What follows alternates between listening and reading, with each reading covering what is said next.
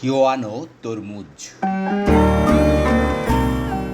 সাধারণত আফ্রিকান শিংযুক্ত শসা, শিংযুক্ত তরমুজ, স্পিকট তরমুজ, জেলি তরমুজ বা কিওনাও নামে পরিচিত।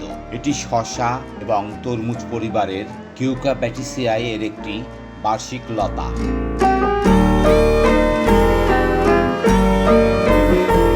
এর ফলের শিং সদৃশ্য কাঁটা রয়েছে, তাই নাম শিংযুক্ত তরমুজ। পাকা ফলের কমলা চামড়া এবং জেলির মতো মাংস থাকে। মেটুলিফিরাস দক্ষিণ আফ্রিকার স্থানীয় একটি ফল।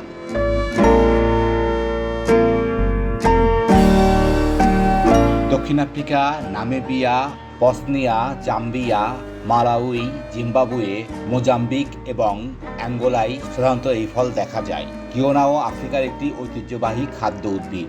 রত্নবোক শসা এবং সিট্রন তরমুজ সহ এটি কালাহারি মরুভূমিতে শুষ্ক মৌসুমে পানির কয়েকটি উৎসের একটি।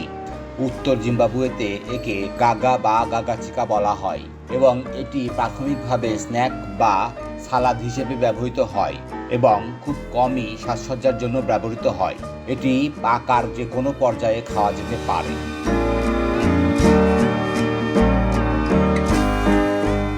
মেটুলিফিরাস তরমুজের রুটি স্টক হিসেবে ব্যবহার করা যেতে পারে।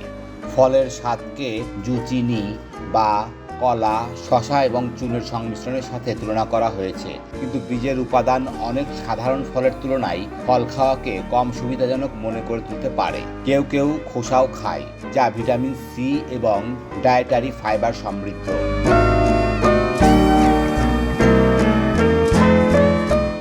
20 থেকে 35 ডিগ্রি সেলসিয়াসের মধ্যে অঙ্কুর দমন সর্বোত্তম। লবণাক্ততা পূর্ণ অঙ্কুর দমনের জন্য প্রয়োজনীয় সময় বাড়ায়। বীজ বপনের তারিখগুলি ফলের ফলনকে ব্যাপকভাবে প্রভাবিত করে।